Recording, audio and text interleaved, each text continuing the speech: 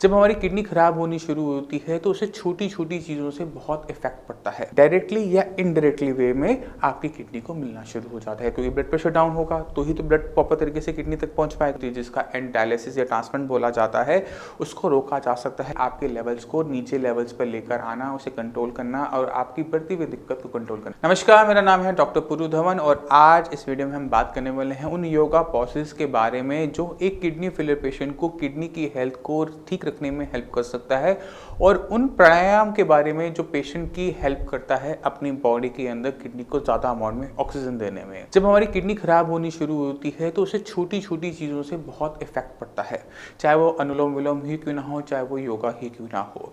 अक्सर पेशेंट हमसे आकर पूछते हैं, डॉक्टर साहब आप ये अनुलोम विलोम प्राणायाम बताते हो, इससे क्या फ़ायदा होता है। जब हम आपसे बात कर रहे हैं, जब आप ये वीडियो देख रहे हैं, तो आपके ब्लड के अंदर ऑक्सीजन की सैचुरेशन 96% या 97% है। अब सुनने में ये बहुत ज़्यादा लगती है कि हाँ बहुत अच्छी ऑक्सीजन चल रही है, मगर अगर आप अनुलोम विलोम प्राणायाम शुरू करते हैं तो ऑक्सीजन की सैचुरेशन 99 या 100% तक टच कर जाती है। ये जो 2 या 3% का जो अप आता है ऑक्सीजन के अंदर, ये बहुत बड़ा डिफरेंस क्रिएट कर सकता है आपकी बॉडी के अंदर। जहाँ पर किडनी के सेल्स आपके मर रहे हैं, जहाँ डैमेज हो रहा है, वहाँ पर रिकवरी करने में हेल्प कर सकता है। मैं आपको एक एग्जांपल देता हूँ। जिन लोगों की किडनी खराब हो रही होती है हाई ब्लड प्रेशर की वजह से, उनमें क्या हो रहा होता है कि ब्लड प्रेशर हाई होने की वजह से जब ब्लड किडनी में एंटर करता है, जो आर्टरी होती है, जो वेसल होती है, जो ब्लड को अंदर लेके जाती है, वहाँ पर हाई ब्लड प्रेशर की वजह से चोट पहुँचती है। और चोट पहुँचती है तो क्या होता है कि यहाँ की जो लाइनिंग है, जो सेल्स है, वो हार्ड होने स्टार्ट हो जाते हैं। जैसे आपके हाथ में कहीं पर आप चक्कू चलाते हैं तो एक ही जगह पे बार बार वो टच करने से वो जगह हार्ड हो जाती है। आप बाइक चलाते हैं तो आपके आगे के यहाँ पर एरिया में हार्डनेस आ जाती है। सेम चीज़ होती है आपकी किडनी के अंदर। जब एक जगह हार्डनेस आनी शुरू होती है, जो उसका लुमेन साइज है, जहाँ से वो ब्लड एंटर करता है, वो छोटा हो जाता है। छोटा होने की वजह से ब्लड किडनी के अंदर कम एंटर कर पाता है, कम ऑक्सीजन दे पाता है। तो अगर आप अनुलोम विलोम करते हैं तो 3% तो ज़्यादा ऑक्सीजन जा रही है, वो आपकी किडनी सेल्स को हेल्प करती है अपने आप को सर्वाइव करवाने में, उसको वहाँ पर वो स्ट्रेंथ देती है। तो ऑक्सीजन बहुत इंपॉर्टेंट है और ये 3% को आप कम मत समझिएगा। ये 3% करते ही पेशेंट को बहुत ज़्यादा बेनिफिट मिलना शुरू हो जाता है। साथ साथ अनुलोम विलोम करने से आपको फ़ायदा क्या होता है कि अनुलोम विलोम जब आप करेंगे तो आपके ब्लड प्रेशर को भी हेल्प मिलती है नीचे होने में, नीचे रखने में, क्योंकि जितना आप मेडिटेट करते हैं तो आपका जो स्ट्रेस लेवल है वो कम होना शुरू हो जाता है, और जिसका बेनिफिट डायरेक्टली या इनडायरेक्टली वे में आपकी किडनी को मिलना शुरू हो जाता है, क्योंकि ब्लड प्रेशर डाउन होगा तो ही तो ब्लड प्रॉपर तरीके से किडनी तक पहुंच पाएगा, क्योंकि हाई ब्लड प्रेशर से तो किडनी को डैमेज हो रहा है। तो ब्लड प्रेशर को कंट्रोल करने में भी अनुलोम विलोम प्राणायाम जैसी चीज़ें हेल्प करती हैं। तो अब मैं चाहता हूँ कि आप कुछ योगा के एक्सरसाइजेस देखिए, योगा के पॉजेस देखिए, उनको आप रिपीट कीजिएगा और अपनी लाइफ के अंदर वो चेंजेस जरूर लेकर आइएगा। तो चलिए देखते हैं कौन कौन से आसन इस स्टडी के अंदर बताए गए हैं जो एक किडनी पेशेंट के लिए बेनिफिशियल रहते हैं, जो एक किडनी पेशेंट को डेली बेसिस पे करना चाहिए।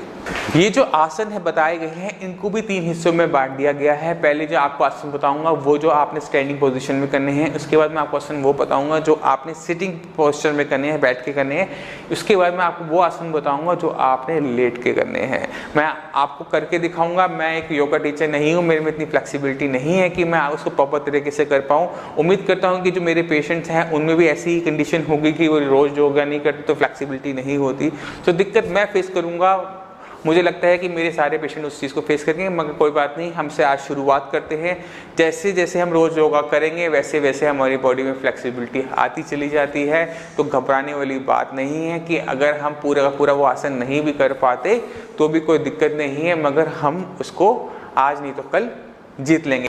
जो सबसे पहले आसन बताया गया है वो बताया गया है आपको तड़ासन ऊर्ध्व हस्तासन, यानी इसके अंदर हमने दोनों हाथ को ऊपर की तरफ लेके जाना होता है और अपने पंजों पर आना होता है। तो इसे कहते हैं हम ऊर्ध्व, इसको हम कहते हैं तड़ासन ऊर्ध्व हस्तासन।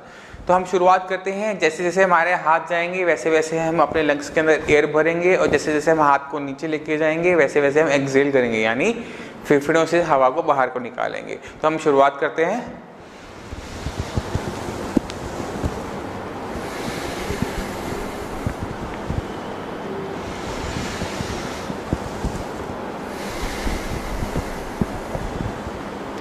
जितने भी योगा के आसन होते हैं उनको आपने स्लोली करना होता है, बहुत फास्ट नहीं करना होता, पूरा कंट्रोल के साथ करना होता है। इस चीज़ का ध्यान रखिएगा।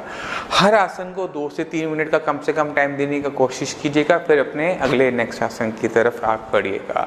तो ये जो आसन था ये था आपका तड़ासन ऊर्ध्व हस्तासन। अब दूसरा जो आसन इस स्टडी के अंदर बताया गया है वो बिल्कुल सिमिलर इसी की तरह है, मगर उसमें हमारे जो हाथ हैं, उंगलियां हैं, वो आपस में अटैच हो जाती है, उनको हम अटैच कर लेते हैं। तो इसमें हम क्या करेंगे, और जैसे जैसे हमारे हाथ ऊपर जाएंगे वैसे वैसे हम अपने लंग्स में हवा भरेंगे, और जैसे जैसे हम नीचे की तरफ आएंगे वैसे वैसे हम लंग्स से हवा को बाहर को निकालेंगे।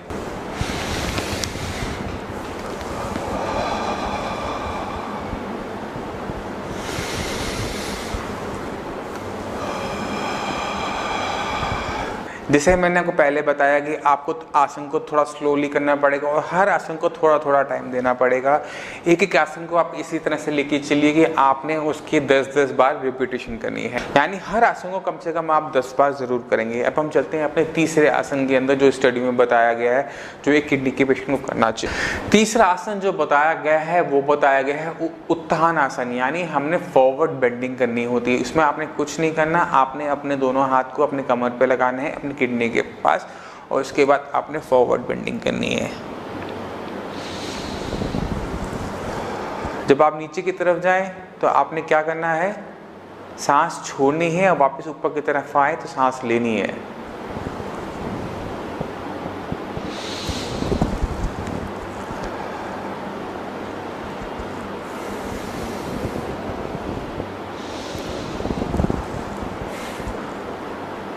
इस आसन को भी आपने 10 टाइम्स करना है। उसके बाद हम बढ़ते हैं अपने चौथे आसन के अंदर, जो आपको करना चाहिए अपनी क्रॉनिक किडनी डिजीज के अंदर। वो होता है आसन हमारा पाद हस्तासन, यानी आपने अपने हाथ को जमीन पर लगाना होते हैं अपने पैरों की तरह।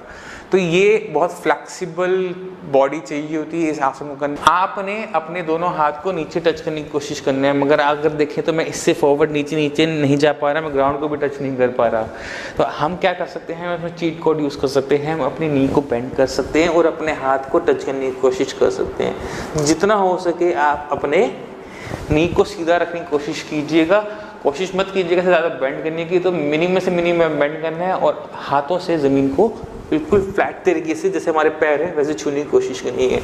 इससे हम कहते हैं पाद हस्तासन। तो हम अब ये हो गया हमारा 4th जो हमें करना होता है। इसका भी हमने 10 टाइम्स करना है। हमने नीचे जाते हुए सांस छोड़नी है, वापस ऊपर आते हुए सांस लेनी होती है इस आसन के अंदर। अब हम बढ़ते हैं अपने 5th आसन के लिए, जो किडनी पेशेंट के लिए अच्छा बताया गया है, वो है अर्धकटी आसन। ये सब किसी ने देखा होता है, ये पीटी की तरह होता है। आपने अपने हाथ को ऊपर की तरफ लेके जाना होता है, अपनी बॉडी को दूसरी तरफ बेंड करना होता है इस तरह से। फिर दूसरी तरफ करेंगे। इसमें जब आप हाथ को ऊपर लेके जाएं तो सांस लें, और जब आप वो हाथ को वापस नीचे की तरफ लेकर आएं तो सांस को छोड़ें। तो ये भी आपने करना है 10 टाइम्स। इसके बाद हम बढ़ते हैं अपना सिटिंग आसन, जो हमें बैठकर करने होते हैं। हम उसमें आराम से नीचे बैठ सकते हैं। आप अपना योगा मैट लगा लीजिए एक फ्लैट सरफेस के ऊपर, उसके बाद इस आसन को कीजिएगा।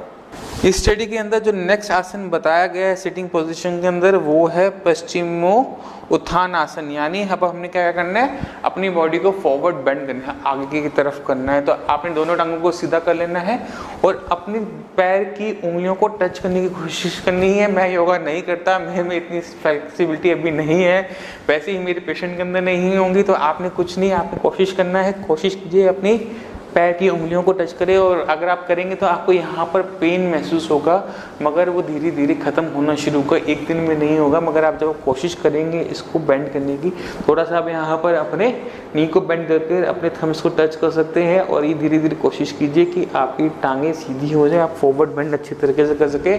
और अपने फोरहेड को आपने अपने नी से टच करने की कोशिश करनी है इस तरह से।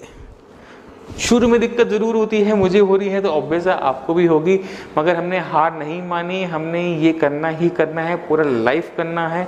तो इसको हमने विजयी बनाना ही बनाना है। तो कोशिश करें कि आप करें, अपने फोरहेड को अपने नी से टच करने की कोशिश करें, अपने हाथ को अपने थंब से टच करें, तो आपको आराम मिलना शुरू होगा अपनी किडनी में। अगर आप ध्यान दें, अगर मैं ध्यान से देखूं मेडिकल रीजन से, तो हमारे इस पार्ट पर आपको प्रेशर फील होता है, मगर हमारी किडनी पीछे की तरफ होती है। अगर हम यहाँ पर किसी भी एक्सरसाइज से हमारे यहाँ का सर्कुलेशन ठीक होता है, उसका इम्पैक्ट हमारी किडनी पर आना चाहिए, वो आएगा।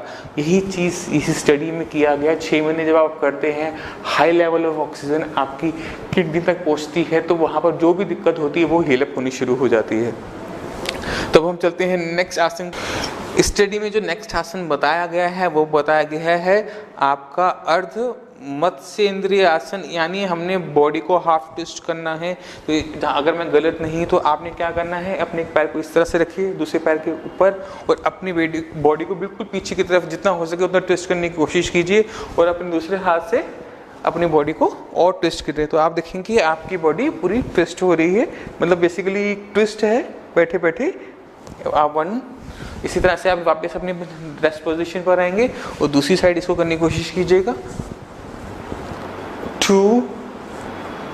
इसी तरह से आप इसे 10 टाइम्स करेंगे तो आप देखेंगे कि आपकी जो किडनी की कंडीशन है वो स्लोली बेटर होनी शुरू हो जाती है। मुझे तो करने से मुझे लग रहा है कि मेरे बैठे बैठे जो मेरे बैक में पेन होता है उसमें आराम मिलने लग गया है। तो मैं तो ज़रूर करने वाला हूँ इसको। अब चलते हैं नेक्स्ट आसन के अंदर। जो इसमें नेक्स्ट आसन बताया गया है वो बताया गया है पूर्व उत्थान आसन, यानी extension of the front body. Extension of front body क्या हुआ? पूर्वोत्थान आसन के अंदर आपने कुछ नहीं करना होता, आपने आराम से बैठना है। अपने दोनों हाथों को आप पीछे, अपने कमर से पीछे ज़मीन पे लगाइए और अपनी बॉडी को लिफ्ट करने की कोशिश कीजिए। मैं आपको करके दिखाता हूँ। ये आपने किया, जब आप ऊपर जाएं तो 3 से 4 सेकेंड होल्ड करें यहाँ से, फिर सांस छोड़ते हुए नीचे की तरफ आए।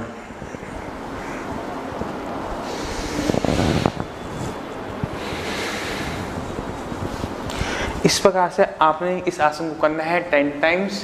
इसके बाद हम नेक्स्ट आसन की तरफ चलते हैं, वो है आपका शशक आसन। इसके मतलब हमने इसको अलग से हेयर पोज भी कहा जाता है, जिसमें हम खरगोश की तरह करते हैं। मैं आपको करके दिखाता हूँ। इस आसन में क्या करना है, आपने अपने इस तरह से जांघों पे बैठ जाना है, अपने घुटनों को एक दूसरे से जितना हो सके उतना दूर कीजिए। उसके बाद धीरे धीरे सांस छोड़ते हुए आपने नीचे की तरफ जाना है, कुछ इस प्रकार से, जितना हो सके उतने फॉरवर्ड बेंडिंग कीजिए। फिर यहाँ पर रुकिए कुछ सेकंड्स, उसके बाद वापस अपने रेस्ट पोजीशन में हम आएंगे। ये है शशक आसन, इसको आपने करना है 10 टाइम्स। इसके बाद हम आगे बढ़ते हैं, जो हमने करने हैं। अब आते हैं आपके वो आसन जो आपने लेट कर सकते हैं। तो सबसे पहले आता है, अब आता है सालंबा भुजंग आसन।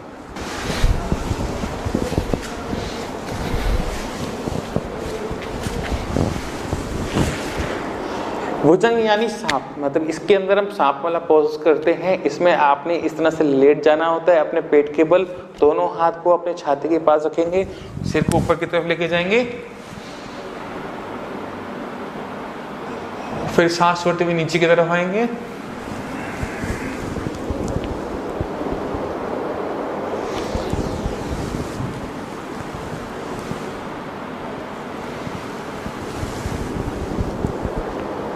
इस भुजंग आसन को आप करेंगे 10 टाइम्स। इसके बाद हम नेक्स्ट आसन की तरफ बढ़ते हैं, वो है सेतु बंधन आसन, यानी ब्रिज पोज। सेतु बंध आसन के लिए आपने क्या करना है, आपने बिल्कुल आराम से लेट जाना है। लेट जाने के बाद अपने हाथ को इस तरह से रखें और अपनी इस बॉडी को ऊपर की तरफ लिफ्ट कीजिए इस प्रकार से। ये हो गया आपका सेतु बंधन आसन। जब आप नीचे की तरफ आए सांस छोड़ें, जब आप अपने बॉडी को ऊपर की तरफ लिफ्ट करें तो सांस लें।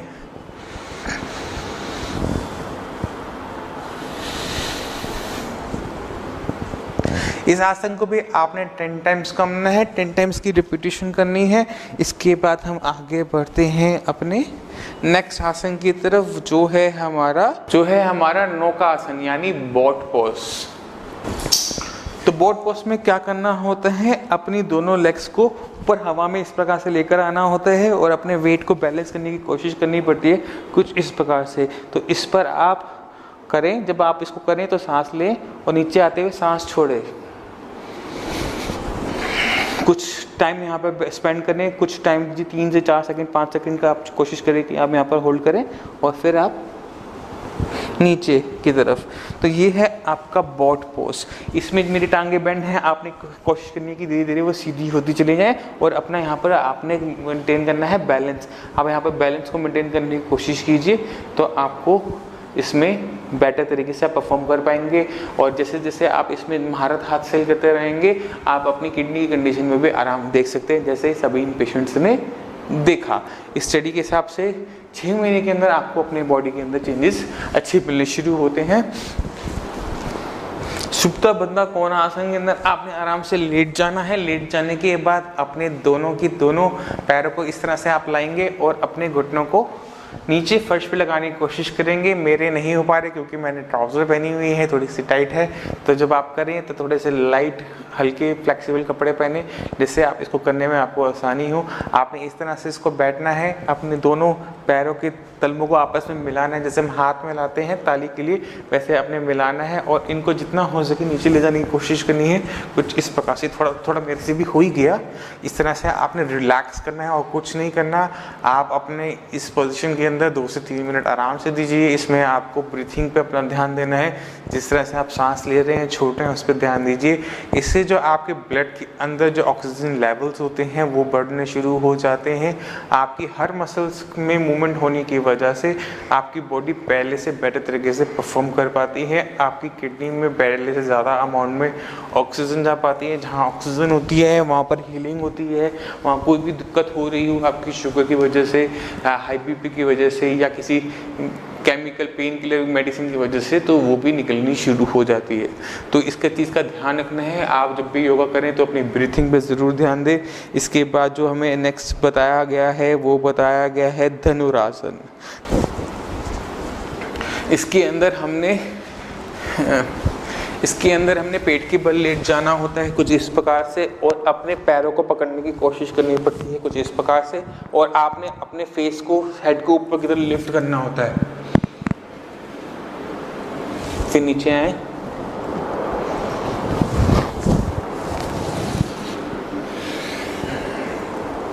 इस प्रकार से इस धनुरासन को आप करेंगे 10 टाइम्स। उसके बाद हम चलते हैं अपने नेक्स्ट आसन की तरफ, जो है आपका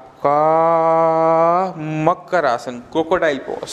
मकर आसन जो होता है बहुत रिलैक्सिंग होता है। इसमें आपने कुछ नहीं करना होता, आपने बहुत सिंपल तरीके से लेट जाना है। लेट जाने के बाद अपने दोनों हाथ को इस तरह से क्रॉस करें, अपने चिन को अपने हाथ पे रखें और टांगों को थोड़ा सा खोलें और 10 से 20 लंबी लंबी सांसें लीजिए। आइज बंद करके करेंगे तो आपको और अच्छा लगेगा क्योंकि आपकी बॉडी को बहुत रिलैक्स फील हो रहा होता है। जितना आप रिलैक्स फील करेंगे उतना आपका स्ट्रेस कम होगा, जितना स्ट्रेस कम होगा बीपी आपका उतना डाउन होगा। तो आपने एक मगरमच्छ की तरह आराम से रिलैक्स होना है और कुछ नहीं करना। हाँ, आई लविंग इट। काम के टाइम में आपको आराम मिल जाए बहुत अच्छा होता है। इसके बाद नेक्स्ट आसन पे चलते हैं जिसे कहा जाता है शवासन। शवासन सब जानते हैं, इसमें आपने कुछ नहीं करना होता, अपने कमर के बल अपने बस लेटना होता है और बस रिलैक्स करना होता है कुछ इस प्रकार से। मैं कहीं सो ना जाऊं, प्लीज मुझे उठा देना। जैसे ही आप योगा करते हैं आप समझ जाते हैं कि आपकी बॉडी के अंदर कितनी से आने लगे हैं। मैंने शायद ज़िंदगी में पहली बार योगा किया होगा और मुझे इतना अच्छा लग रहा है आज की डेट में कि मेरा मन कर रहा है कि मैं आज बस योगा के और आसन ढूंढूं और करने की कोशिश करूं, क्योंकि आपकी बॉडी की वो मसल्स हिलती हैं, वो पार्ट हिलते हैं जो कभी आपने हिला ही नहीं होते। हम जब काम कर रहे होते हैं तो एक पर्टिकुलर पोज में ही उसी काम को हम करते रहते हैं, चलते रहते हैं, मगर कभी हम बैकवर्ड मूवमेंट नहीं करते। इसी वजह से शायद आज की डेट में इतनी बीमारियाँ फैलती जा रही हैं, क्योंकि हम सही तरीके से जीना भूल गए हैं। अब ज़्यादा टाइम स्पेंड ना करते हुए, बेकार ना करते हुए हम आगे बढ़ते हैं प्राणायाम की तरफ, जिसमें आपने सेशन के अंदर देने 15 से 20 मिनट। प्राणायाम काफ़ी लोग जानते हैं, फिर भी हम कोशिश करते हैं लोगों को बेटर तरीके से समझा सकें। जो नहीं जानते प्राणायाम के वक्त क्या होता है, ब्रीथिंग एक्सरसाइज क्या होती है, उनको हम सिखाने की कोशिश करेंगे। मैं खुद भी सीखने की कोशिश करूँगा क्योंकि मैं भी इसको फर्स्ट टाइम ही कर रहा हूँ। तो आप बिल्कुल फील कर सकते हैं कि डॉक्टर साहब भी हमारी तरह हैं, उन्होंने भी कभी आज तक योगा नहीं किया, अब वो हमारे साथ कर रहे हैं, हमें सिखाने के लिए कर रहे हैं। तो अब हम शुरू करते हैं अपनी नाड़ी शुद्धि। ब्रीथिंग टेक्निक के अंदर जो पहली चीज़ बताई गई है वो बताई गई है नाड़ी शुद्धि। नाड़ी शुद्धि कैसे करते हैं? आपने एक नोस्ट्रिल को बंद करना है, दूसरी से सांस लेना है, से छोड़ना है, फिर आपने उसको बंद कर देना है, फिर नेक्स्ट से सांस लेना है। मैं आपको करके दिखाता हूँ। आप कोई भी फिंगर यूज़ कर सकते हैं, थंब यूज़ कर सकते हैं, कोई इसका सही प्रोसीजर आप कोई भी आप बना सकते हैं। आपने अपना थंब बंद किया, थंब से अपने नोस्ट्रिल को बंद किया,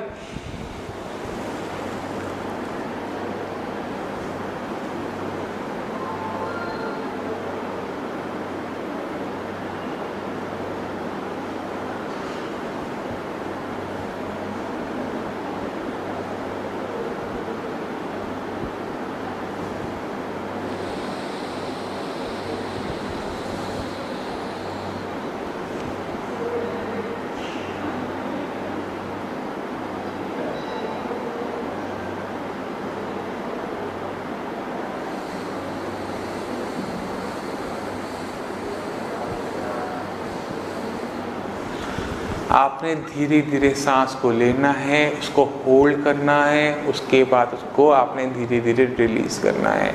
प्राणायाम के अंदर ब्रीथिंग टेक्निक, ब्रीथिंग एक्सरसाइज इसी वजह से होती है क्योंकि आप अपनी ज़रूरत से ज़्यादा अमाउंट को अपने लंग्स में भरते हैं। जब लंग्स में ज़्यादा भरते हैं तो आपके ब्लड के अंदर ज़रूरत से ज़्यादा ऑक्सीजन जाती है। ये जो ऑक्सीजन रिच हवा होती है जो आपके अब ब्लड में आ गई है, तो आपकी बॉडी में कहीं भी कोई भी दिक्कत हो उसको वो रिमूव करने में हेल्प करती है। जितनी भी टॉक्सिक मटेरियल आपकी बॉडी के अंदर होते हैं वो हाई ऑक्सीजन एनवायरनमेंट के अंदर ऑक्सीडाइज हो जाते हैं, यानी आपकी बॉडी डिटॉक्सिफिकेशन शुरू कर देती है। तो आप ब्रीथिंग एक्सरसाइज पे ध्यान दीजिएगा कि किस प्रकार से आप ब्रीथिंग कर रहे हैं। तो ये नंबर 1 एक्सरसाइज सीख लीजिए। इसको पहली बार करने के बाद मुझे इतना अच्छा फील हो रहा है, इतना लाइट फील हो रहा है, ब्रेन इतना हल्का फील करता है कि बस ऐसा लग रहा है जैसे मैंने बॉडी मेरी कम वेट की हो गई है। इसके बाद हम नेक्स्ट एक्सरसाइज में चलते हैं। ये सब जानते हैं, ये होता है अनुलोम विलोम। अभी हम क्या कर रहे थे, जिस नोस्ट्रिल से हवा ले रहे थे उसी से छोड़ रहे थे।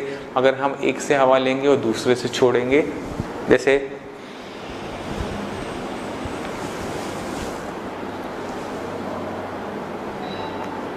अब मैंने नोस्ट्रिल चेंज कर दी है, अब मैं दूसरी नोस्ट्रिल से इसको रिलीज करूंगा।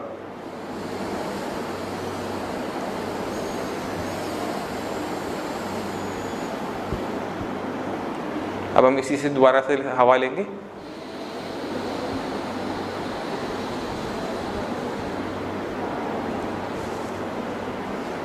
नोस्ट्रिल चेंज,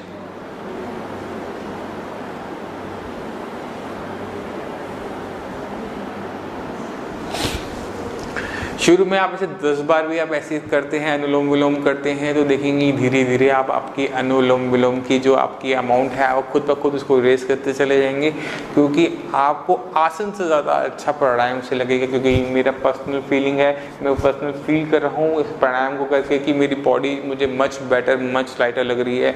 तो एक किडनी पेशेंट के अंदर जहाँ बॉडी के अंदर खूब सारा टॉक्सिक मटीरियल भरा हुआ, खूब सारा स्ट्रेस हो कि मेरी किडनी काम क्यों नहीं कर रही, मेरे साथ ही क्यों हुआ, मेरे साथ ही ऐसा क्यों होता है, तो बहुत सारे प्रश्न होते हैं एक पेशेंट के अंदर जिसके अंदर दिक्कत होनी शुरू होती है। तो वो आपकी सारी टेंशन गायब हो जाएगी इस छोटे से प्राणायाम से। अब हम चलते हैं नेक्स्ट अंदर के, उसके वो है कपालभाति। मानी कपालभाति भी सब जानते हैं, बहुत सारे लोग जानते होंगे कि कपालभाति कैसे की जाती है। आपने बिल्कुल सीधा बैठ जाना है, आपने तेजी से सांस लेनी है, उसको छोड़ना है। आपने पूरी बॉडी को नहीं हिलाना है, आपने बस अपने लंग्स से काम लेना है।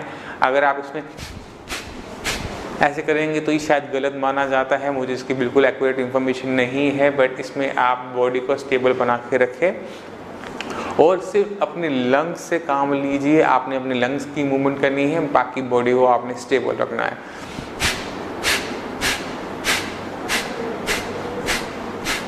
इस तरह से कपालभाति की जाती है। आप इसको 1 मिनट के आसपास टाइम दे सकते हैं आप। 1 मिनट के आसपास अपनी कपालभाति ज़रूर कीजिएगा। इससे आपको खुद ब खुद अपनी बॉडी के अंदर सेम डे से आपको चेंजेस नज़र आने शुरू हो जाएंगे।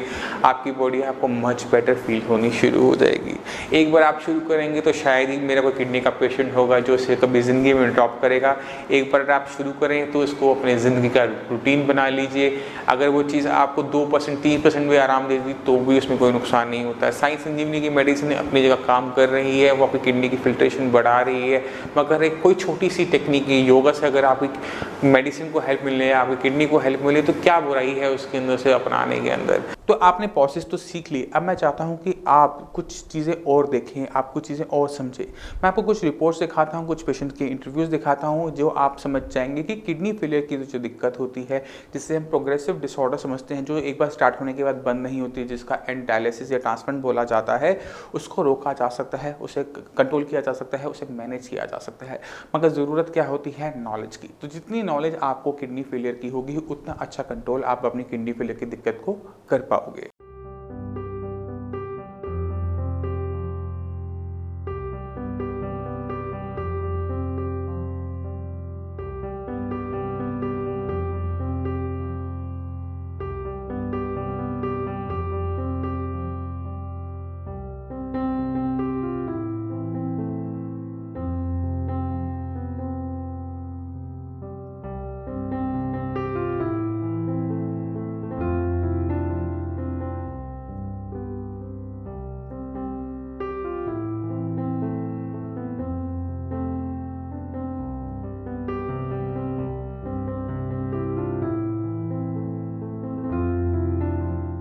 तो राजवीर सिंह जी, ये दिक्कत आपको कब शुरू हुई? ये सर जनवरी में शुरू हुई, जनवरी 2018 में। तो कैसे पता लगे कि आपको किडनी की दिक्कत हो रही है? मेरा ब्लड प्रेशर और शुगर तो मुझको थी। कितना ब्लड प्रेशर रहता था? ब्लड प्रेशर तो बहुत ज़्यादा रहता था साहब। कितना? ये तो नियर अबाउट नीचे वाला तो 102 भी पहुँच जाता था। अच्छा यार। हाँ हाँ। और ऊपर वाला कितना? ऊपर वाला 180 ऐसे पहुँचाता था। 180 और 102 यानी कि मतलब डॉक्टर साहब जो थे, जो मुझे देख रहे थे, इतने ब्लड प्रेशर पे जाने के बाद वो घबरा गए, लेकिन मुझको एक्चुअली बॉडी इतनी वो हो चुकी थी तो मुझको इतना वो नहीं पता नहीं लगता था, मगर उसका शरीर के अंदर नुकसान चल रहा था, नुकसान पहुंच रहा था। और उसके बाद आपकी और दिक्कत क्या महसूस करते थे उस टाइम में? दिक्कत नहीं, एकदम स्वेलिंग आई थी। स्वेलिंग पैर में आई थी? पैर में और यहाँ चेहरे पे आई थी। तो उसके बाद जब आपको पता लगा कि आपको किडनी की दिक्कत है तो आपने अल्ट्रासाउंड करवाया था? रिपोर्ट में डॉक्टर साहब ने देखा, वो अल्ट्रासाउंड डॉक्टर साहब ने कराया। किडनी में क्या दिक्कत बताई थी? श्रिंकेज बताई थी? क्या बताया था? वो जो इसमें कोई गैप समथिंग जो भी है वो नसों में जा रहा। राजवीर सिंह की जो किडनी का साइज था वो छोटा होता जा रहा था, वो श्रिंक कर रही थी, वो अपने नॉर्मल साइज से बदल गई थी। और इनको रीनल पैरेन्काइमा डिजीज़ जो कि अक्सर देखी जाती है हाई ब्लड प्रेशर की वजह से, वो दिक्कत शुरू हो गई। तो जब आप यहाँ आए तो किडनी आपकी क्या कंडीशन थी? उस टाइम तो मेरा लेवल 8.25 था।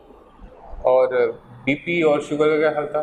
वो भी उसी पोजीशन में थे, मतलब पुराने पोजीशन में। और शुगर कितनी रहती थी? शुगर जो शाम की थी वो नियर अबाउट 260, जो और ये 260 के आसपास, 260 के पास, क्योंकि मैं इंसुलिन ले रहा था तो सुबह की तो कंट्रोल रहती थी। अच्छा, इंसुलिन कितने यूनिट ले रहे थे? 18 यूनिट।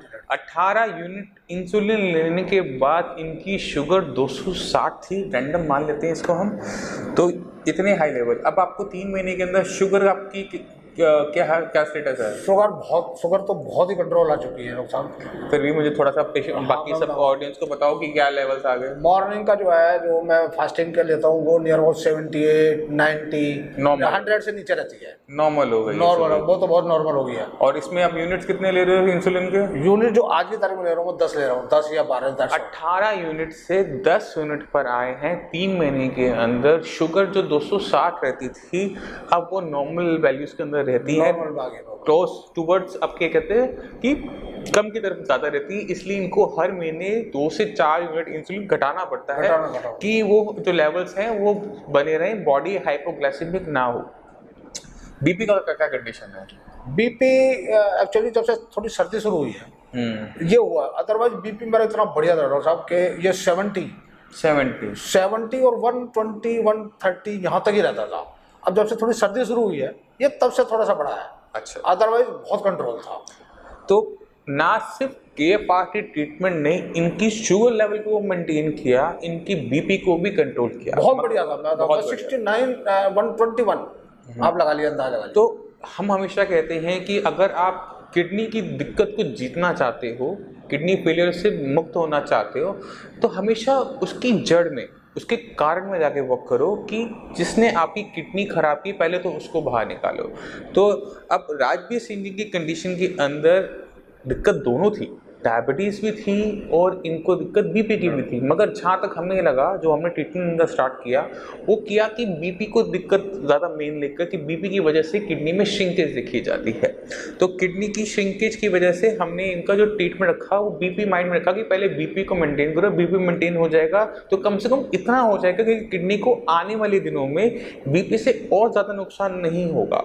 जब नुकसान होना बंद हो गया, आगे की जो दिक्कत है वो किडनी की जो खराब होने की जो स्पीड थी वो बंद हो गई और वहाँ से शुरुआत होती है ठीक होने की। अभी 3 महीने हुए हैं, 3 महीने के अंदर यूरिया पहले 3 महीने पहले क्या था?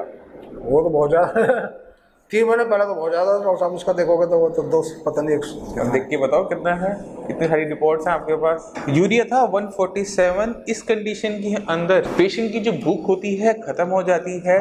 ये जो कंडीशन के अंदर पेशेंट को नोजिया आना शुरू हो जाता है, खाना अच्छा नहीं लगता, भूख खत्म हो जाती है और पेशेंट अपना रेगुलर वेट लॉस कर रहा होता है। 2 रीज़न से, एक तो यूरिन में प्रोटीन आ रहा होता है, उस वजह से शरीर में से प्रोटीन बाहर चला जाता है, और दूसरा कि जो आपकी भूख है वो खत्म हो जाने की वजह से आप खाने का इंटेक कम कर देते हो और लेवल्स आपके बिगड़ने शुरू होते हैं। ये 151 मैक्सिमम में जो इनका गया हुआ है 151। अब क्या कंडीशन है 3 महीने की ट्रीटमेंट के? अब तो बहुत बढ़िया सर, भूख तो बहुत तेज लगती है। भूख तेज। यूरिया का लेवल क्या है? यूरिया का अभी मैं लास्ट आपने उसमें देखा है, अभी तो मोबाइल में आपने उसमें मोबाइल में देखा था, जहाँ तक है मेरे 50-60 के पास। हाँ बहुत ज़्यादा, बहुत कम। अब जो लेवल है इनका है 57 नॉर्मल नहीं है, नॉर्मल के बहुत पास है। जब आपके लेवल इतने डाउन हो जाते हैं तो आप ये समझिए ये डाउन क्यों हुए, किस वजह से हुए। यूरिया जो है वो लीवर बनाता है, लीवर बनाने के बाद उसको ब्लड में छोड़ देता है, किडनी उसको शरीर से बाहर करती है। ये एक नाइट्रोजनस फेस मटेरियल है जिसे बॉडी से बाहर चला जाना चाहिए। अगर ये शरीर में इकट्ठा होता रहता है तो ये अलग टाइप के दिक्कतें पैदा करता है, जैसे भूख ना लगना, मुँह से स्मेल आना, फिश जैसी स्मेल आना। तो जब किडनी की फंक्शनिंग फास्ट हुई, किडनी ने जो खून को साफ करना ज़्यादा शुरू किया, उसका रिजल्ट क्या हुआ कि यूरिया जो पहले आपका 150 से प्लस था वो डाउन होते होते ही अब नॉर्मल के पास आ चुका है। भूख खुल चुकी है बॉडी में। अब आपको कहते हो बदलाव नजर आते हैं बॉडी में? मतलब मेरे को वैसे कोई दिक्कत ऐसी महसूस होती ही नहीं है डॉक्टर साहब, बिल्कुल नॉर्मल महसूस करते हैं। अगर मैं हूँ तो अगर मैं मतलब पहली बात तो सोचता नहीं हूँ, लेकिन मेरे को वैसे नहीं लगता कि मैं बीमार हूँ। बीमार तो हूँ, अगर मैं इसका कैटनाइन को देखता हूँ तो लगता है बीमार हूँ। अदरवाइज बॉडी को ना ऐसा लगता नहीं है। अच्छा, मेरे को बॉडी जो पहले से कमजोर हो गया हूँ तो दूसरा कहेगा कमजोर, अदरवाइज किसी को पता नहीं कि मैं बीमार हूँ। चलिए, इवन घर वाले मुझे ऐसे महसूस नहीं, मतलब जो काम बताते हैं तो वो ये नहीं सोचते कि बीमार है। तो अब हम बात कर लेते हैं क्रिएटिनिन की, क्योंकि सबको क्रिएटिनिन से बहुत डर लगता है। बीपी के पेशेंट के अंदर क्रिएटिनिन का फॉल धीरे धीरे होता है, एकदम नहीं होता। डायबिटिक नेफ्रोपैथी के केसेस के अंदर ये 1-2 महीने के अंदर नॉर्मल लेवल्स के अंदर आ जाता है। मगर जो भी पेशेंट बीपी का होता है, जिनके अंदर किडनी फेलियर बीपी की वजह से हो रही होती है, उनके अंदर क्रिएटिनिन के लेवल बहुत तेज़ी से नीचे की तरफ नहीं आते। यूरिया तेज़ी से नीचे आ गया बट क्रिएटिनिन के लेवल कंपैरेटिवली हाई बने हुए हैं। तो राजवीर सिंह जी, आपका जो क्रिएटिनिन था वो ट्रीटमेंट शुरू करने से पहले क्या था? वो 9.5 था। 9.5। और 9.5 से अब कितना हो गया? अब 8 पे आ गया। 3 महीने के अंदर जो हमने क्रिएटिनिन का जो फॉल देखा वो ज़्यादा नहीं है, वो सिर्फ 1.5 पॉइंट का है। मगर ये 1.5 पॉइंट बहुत मायने रखते हैं, क्योंकि ना सिर्फ क्रिएटिनिन डाउन हुआ, यूरिया भी डाउन हुआ। बॉडी में जितने सिम्टम थे सारे डिसअपीयर हो गए। कोई थकावट नहीं, कोई कमजोरी नहीं, पोटेशियम नॉर्मल, सब कुछ नॉर्मल। इन्होंने आज तक एक बार भी डायलिसिस नहीं करवाया क्योंकि इनको ज़रूरत नहीं पड़ी। बॉडी में कहीं स्वेलिंग नहीं आ रही, बीपी मेंटेन हो गया, शुगर मेंटेन हो गया, यूरिया कंट्रोल हो गया। क्रिएटिनिन आने वाले 2-4 महीने में हम इनका पूरी तरह से कंट्रोल कर देंगे। तो राजवीर सिंह जी, आपने खाने पीने में क्या बदलाव किया? खाने में डॉक्टर साहब बहुत ज़्यादा कंट्रोल किया। आप सबको बता दो, सारे पेशेंट देख रहे हैं। खाने में मैंने मॉर्निंग ब्रेकफास्ट जो है बॉइल्ड सब्जियाँ, ओनली बॉइल्ड सब्जियाँ, वो मेरा ब्रेकफास्ट होता है। सुबह में उठ के शुगर चेक करके एप्पल खाता हूँ। खाली पेट जो खाता हूँ। उसके बाद घूमना, अपना रूटीन करना, सब कुछ ऐसे करके घूम घाम के आना। फिर ये बॉइल्ड सब्जी खाता हूँ, ये मेरा ब्रेकफास्ट है। अच्छा। और फिर उसके बाद 12 बजे करीब में फिर एक एप्पल खाता हूँ। एप्पल ज्यादा खा रहे हो आप? नहीं तो 2 एप्पल खाता हूँ डॉक्टर साहब। कंट्रोल कर दो उसको, या तो पेशेंट, हम बात तो कर रहे थे। अच्छा, एक मैं खाता हूँ। अच्छा, 2 अच्छा फायदा हो गया, 2 खाता हूँ वीडियो बनाने का। 2 खाता हूँ। और बाकी दोपहर को लंच करता हूँ और शाम को लंच में क्या लेते हो? लंच में वही सब्जी, कोई भी जो आपने बताई है, जो आपके उसमें है, उन वही सब्जियां और रोटी, दैट्स ऑल। और शाम को बाकी एवरीथिंग सब कुछ बनता तो है। राजवीर सिंह जी की एक गलती तो हमने पकड़ ली कि दिन में 2 बार एप्पल खा रहे हैं, जबकि खाने के लिए हमने दिए में है 1। तो कोई बात नहीं, गलती हमने चाहे वीडियो से पकड़ी, जैसे मुझे पकड़ी, बट वो पकड़ी गई। तो अगली बार से हम उम्मीद करते हैं राजवीर सिंह जी अपने एप्पल को 2 से 1 कर देंगे। 1 कर देंगे। अच्छा, ठीक है। और बाकी जो डाइट हम बताते हैं साइंस इंजीनियरिंग में, वो पेशेंट टू पेशेंट वेरी करती है। आपकी बॉडी की कंडीशन के हिसाब से, आपकी यूरिन में कितना प्रोटीन आ रहा है, आपका बॉडी वेट कितना है, आपका वजन कितना है, आपके शरीर पे मसल्स है या नहीं है, वेस्टिंग तो नहीं हो रही, कमज़ोरी ज़्यादा तो नहीं हो रही, हीमोग्लोबिन क्या है, पोटेशियम क्या है, इन सब चीज़ों को दिमाग में रखकर तब जाकर एक पेशेंट को सही तरीके से डाइट बताई जाती है, जिससे वो अपनी किडनी की कंडीशन को बेटर तरीके से कंट्रोल कर सके, उसको मैनेज कर सके। क्योंकि मैं हमेशा कहता हूँ, हर वीडियो में कहता हूँ, आप 2 तरीके से अपनी बॉडी के अंदर के इन्वायरमेंट को कंट्रोल कर सकते हो। एक, आप उसकी एक्सक्रीशन सही तरीके से करते रहो, यानी आपकी किडनी और आपका लीवर सही तरीके से काम करता रहे, आपकी बॉडी में किसी टाइप का भी टॉक्सिक मटेरियल इकट्ठा नहीं होता। दूसरा तरीका आप और कर सकते हो, जो हर एक ऐसे पेशेंट को करना चाहिए जहाँ पर ये लीवर और किडनी की दिक्कत होनी शुरू हो जाती है, वो है अपने खाने पीने में बदलाव। क्योंकि आपके अंदर कोई भी चीज़ जा रही है, वो आपके खाने से जा रही होती है। आप अगर खाने पीने को आपको पता होता है कि ये चीज़ मेरे लिए अच्छी है, ये चीज़ मेरे लिए अच्छी नहीं है, तो उसको मैनेज कर अपने बॉडी के अंदर के एनवायरनमेंट को आप कंट्रोल कर पाते हो। तभी किडनी के पेशेंट के लिए जो डाइट होती है, वो बहुत सोच समझ के बनाई जाती है। पेशेंट को अगर हम बोल रहे हैं कि आप प्रोटीन खाओ, तो रीज़न से है। अगर कहते हैं कि प्रोटीन मत खाओ, उसके पीछे भी एक रीज़न है। तो उस रीज़न को समझना बहुत ज़रूरी हो जाता है, तभी पेशेंट डॉक्टर का साथ दे पाता है, सही तरीके से फॉलो कर पाता है और बदलाव आ पाते हैं। तो राजवीर सिंह जी, तो अब 3 महीने के इलाज के बाद बाकी किडनी पेशेंट के लिए आपको संदेश दी? मैं तो संदेश ये दूंगा, क्योंकि जब मैं 3 महीने के बाद लगातार आ रहा हूँ और मुझे फ़ायदा हो रहा है, तो औरों को भी मैं यही सलाह दूंगा कि डॉक्टर साहब से मिलो और यहाँ का फ़ायदा उठाओ। मैं तो यही कहूँगा। तो हम उम्मीद करते हैं राजवीर सिंह जी आने वाले 3-4 महीने के अंदर जो उनका किडनी लेवल थोड़ा सा बढ़ा हुआ है, उसको हम नॉर्मल लेते हुए, कंट्रोल में लाते हुए इनका बिल्कुल नॉर्मल कर देंगे। यूरिया इनका नॉर्मल हो चुका है ऑलरेडी, शुगर इनकी काफ़ी हद तक कंट्रोल हो गई, बीपी सारा कंट्रोल में हो गया। तो ये KFRT ट्रीटमेंट की मदद से उसकी सफलता का एक और प्रदर्शन आप कह सकते हो, ये एक हमारी सर्टिफिकेट कह सकते हो, ये एक हमारा आप अवार्ड कह सकते हो कि ऐसी सफलताएं हमें मिलती रहती हैं और ऐसे हम रिकॉर्ड्स करते रहते हैं कि हर एक सफलता आप तक ला पाएँ। क्योंकि किडनी को लेके, किडनी की डायलिसिस को लेके लोग आपको जगह जगह भ्रमित कर देते हैं। कोई कहता है ये करो, कोई कहता है वो करो, उसमें पेशेंट ही फंसता है, तो उसको सही रास्ता नहीं मिल पाता जो उसके लिए सही है। कोई कहेगा डॉक्टर के पास जाएंगे, डॉक्टर कहता है आप ट्रांसप्लांट करवा लो। ट्रांसप्लांट का जो रास्ता होता है वो हमेशा ओपन होता है, डायलिसिस का रास्ता हमेशा ओपन होता है, वो आप कभी भी जाकर करवा सकते हैं। मगर उससे पहले अगर हम आपकी खुद की डायलिसिस मशीन को ठीक कर सकते हैं, तो क्या दिक्कत है उसके अंदर? क्यों जरूरत पड़ेगी आपको बाहर की डायलिसिस की मशीन, जब आपकी खुद की किडनी काम कर सकती है, खुद की डायलिसिस मशीन काम कर सकती है? तो ये चीज़ को समझना ज़रूरी है कि डायलिसिस का ऑप्शन हमेशा ओपन है, डायलिसिस के साथ साथ ट्रांसप्लांट का ऑप्शन हमेशा ओपन रहता है। आप किसी भी कंडीशन में जाकर करवा सकते हो। मगर किडनी की दिक्कत आपकी शुरुआती है, अभी शुरू हुई है, किडनी यूरिन बना रही है, यूरिन फॉर्मेशन हो रही है, आपको यूरिन का आउटपुट ठीक ठाक आता है, तो इसका मतलब ये है कि आपकी डायलिसिस मशीन काम कर रही है, पूरे तरीके से काम नहीं कर रही। काम करना उसने छोड़ा नहीं है, कम किया है। तो उस कम काम को बढ़ाते हुए हम इतना सुधार देंगे कि आपको डायलिसिस की ज़रूरत नहीं पड़ेगी और ट्रांसप्लांट की ज़रूरत नहीं पड़ेगी। तो मैं धन्यवाद देना चाहता हूँ राजवीर सिंह जी का, इतना अच्छे तरीके से साइंस इंजीनियरिंग के ट्रीटमेंट को फॉलो करने का और वो रिजल्ट्स दिखाने का, पेशेंट दूसरे पेशेंट तक ले जाने का। धन्यवाद आपका राजवीर सिंह जी। मैं उम्मीद करता हूँ आने वाले 2-3 महीने के अंदर आपकी जो कंडीशन है बिल्कुल रिवर्स हो जाएगी। मुझे भी डॉक्टर साहब उम्मीद है, मैं इसलिए आ भी रहा हूँ। धन्यवाद। और बाकी मैं पेशेंट को बता दूँ, यूरिन का तो मैं ऐसा बताऊँ डॉक्टर साहब, जैसे एज ए नॉर्मल जैसा पहले था वो मैं फील करता हूँ। ठीक। क्योंकि ऐसा नहीं है कि वो कभी आ रहा ही है, जैसे पानी पीता हूँ हाँ। जितना कुछ करूँ सब्जी जितना पानी आता है वो यूरिन आता है। ठीक। उसमें तो बहुत ज़्यादा मुझे ऐसा मतलब कोई दिक्कत 1% भी नहीं है, कोई इतना इस तरह की क्रेटिनाइन होने के दिक्कत बाद नहीं, भी हाँ। वो दिक्कत नहीं है। इसलिए मैं भी साई संजीवनी का धन्यवाद करता हूँ कि मुझे रास्ता मिल गया। तो आप समझो आपके पास लेकिन मशीन है। मैं जो मेरे को देख रहे हैं मैं उनको ये सलाह दूंगा जो संजीवनी बताती है खाने के लिए स्पेशली, क्योंकि सबसे बड़ा है खाने का कंट्रोल करना। वो अगर आप कंट्रोल करोगे और दवाइयों को लोगे तो फिर आपको फायदा हो गया। अगर खाने का कंट्रोल नहीं करो तो दवाई का कोई नहीं, तो आपने खुद देखा किडनी फेलियर की दिक्कत में ऐसा कुछ नहीं है कि जिसको हम बहुत आराम से मैनेज नहीं कर सकते या बहुत लंबा ट्रीटमेंट चलता है। जब ट्रीटमेंट कोई स्टार्ट करता है तो पहले महीने के अंदर ही उसको जो चेंजेस चाहिए होते हैं अपनी रिपोर्ट में विजिबल होने स्टार्ट हो जाते हैं कि हाँ मेरी लेवल कंट्रोल में आने शुरू हो गए। और यही किडनी फंक्शन रिस्टोरेशन ट्रीटमेंट का मकसद होता है कि आपके लेवल्स को नीचे लेवल्स पर लेकर आना, उसे कंट्रोल करना और आपकी बढ़ती हुई दिक्कत को कंट्रोल करना। क्योंकि एक बार ये अचीव हो जाता है तो डायलिसिस और ट्रांसप्लांट जैसी चीज़ों से आप बच जाते हैं, आपको ज़रूरत नहीं पड़ती। क्योंकि डायलिसिस हो या ट्रांसप्लांट हो, इनमें अपनी अपनी कॉम्प्लिकेशंस है।